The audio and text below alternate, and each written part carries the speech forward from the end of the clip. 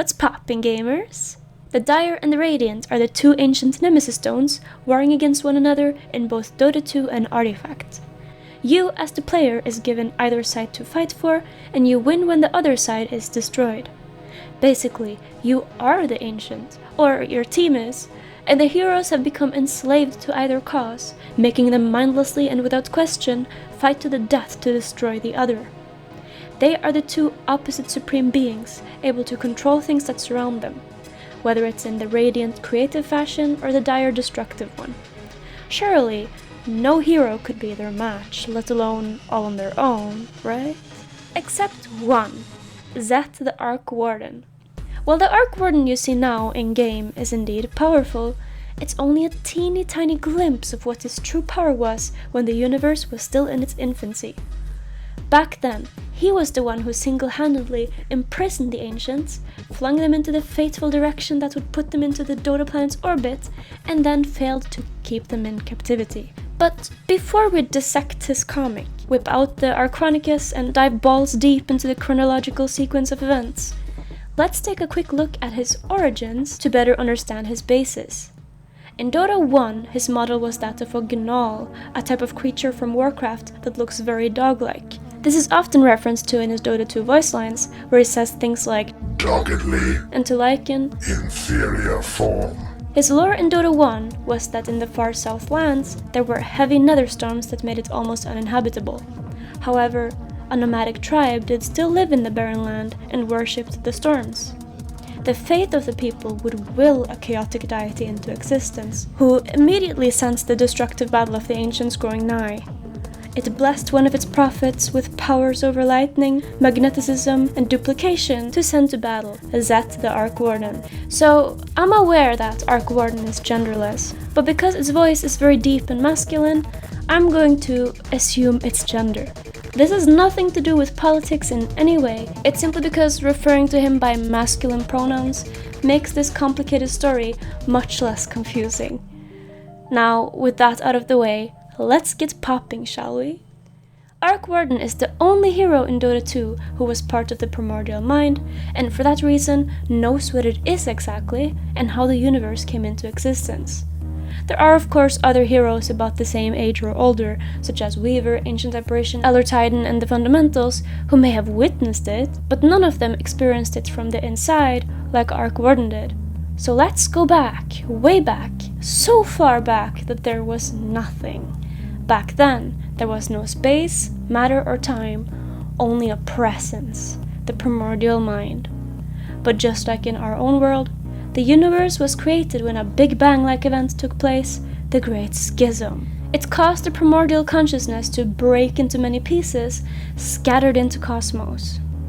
Out of all these fragments, there were two in particular that would set the fate of the Dota universe, Radianthal and Dirolf, the Radiant and the Dire. Dear Lewis and Radianthal. They were two of the greatest fragments and complete opposites of one another in every aspect. The Radiant was intelligent and creative, while the Dire was strong and destructive. This polarization made conflict between the two inevitable, and so a war broke out. Their sibling quarrel was so violent that their surroundings became twisted in their fashion and service, and the entire cosmos was at risk of cataclysm. And that's when a third fragment of the primordial mind willed itself into sentience. It's your boy, Zet the Arc Warden. Even back then, his defining personality trait was the desire to unite everything back to how it was. That's maybe why the Dire and Radiant conflict repulsed him so much, because their incompatibility and impossibility of coexistence is an abomination in the eyes of someone seeking to revert back to the peaceful origin. Arc Warden, or the Self, as he refers to both himself as and the other primordial fragments, gathered all his strength and then in one blow imprisoned his siblings. Their cage was a huge sphere which he flung into space. It drifted through the cosmos for eons before it would find the orbit of a certain doomed planet, still cooling into a habitable, solid rock. Now, let's open up the lore Bible, the Archronicus. Inside their prison, which was called the Mad Moon, the siblings were locked together in one form as punishment for their strife. and Zet the Arc Warden followed them to guard their dormancy and make sure they couldn't escape. But while their battle inside was kept at bay, their influence on the outside soon became apparent. The planet below them started to develop life forms which seemed to derive power from them. The radiation of the ancients, not yet landed, made life on Earth evolve for ages. From diverse fauna to primitive societies, a rich set of species and races formed, and those intelligent enough to wonder gazed up at the Mad Moon in curiosity. And where there is mystery and power, faith soon follows. The Mad Moon and the ancients quickly became deities with loyal followers on both sides. It started with Prelex, the priestess of the Radiant. She started having visions of a violet sky, a sundered moon, and a voice that whispered to her, "Prepare for my arrival." This, of course, meaning the arrival of the Radiant. Prelex and the other Radiant followers started building towers and an altar in preparation, but they also built barracks to recruit new followers for an army in preparation for war, because someone was not happy with the Radiant way of life. That someone was Kana, who is no less than Prelex's own daughter.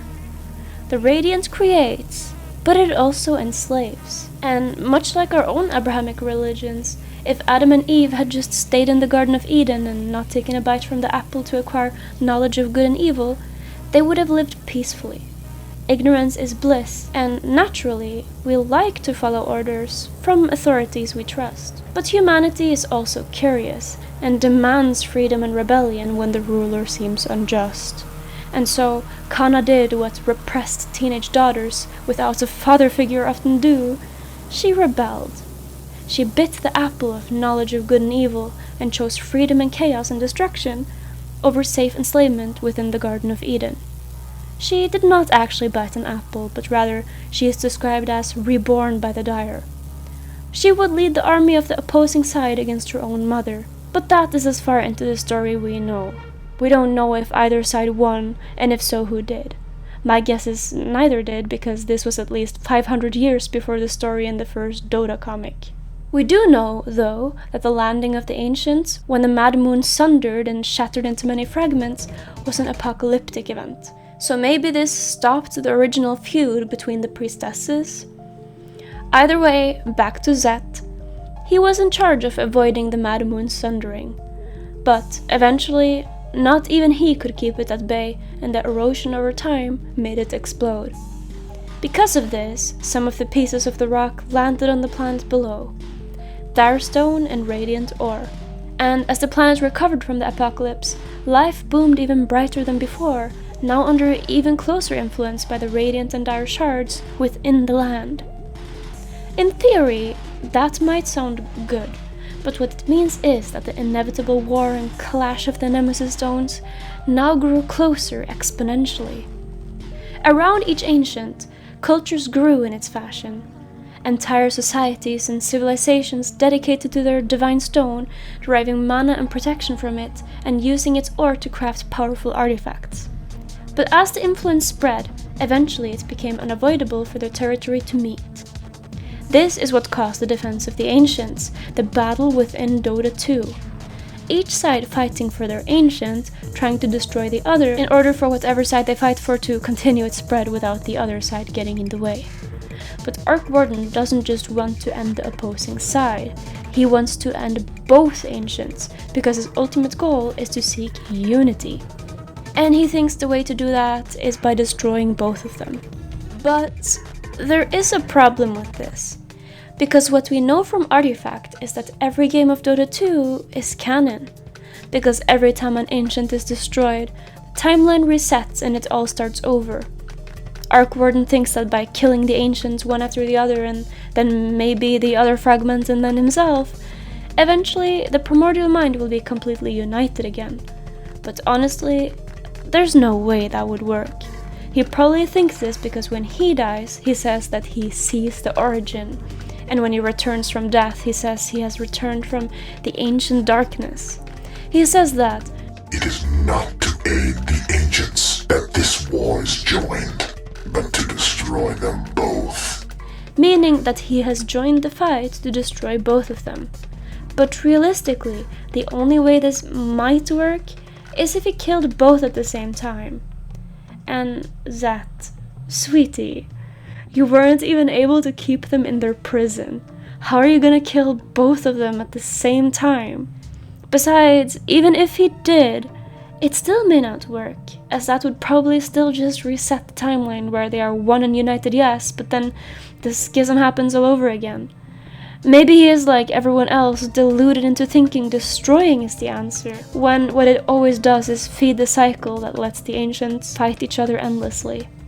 That's why in Artifact, events of history are being played in different sequences with different characters to try and find an outcome where it doesn't end this predictable way.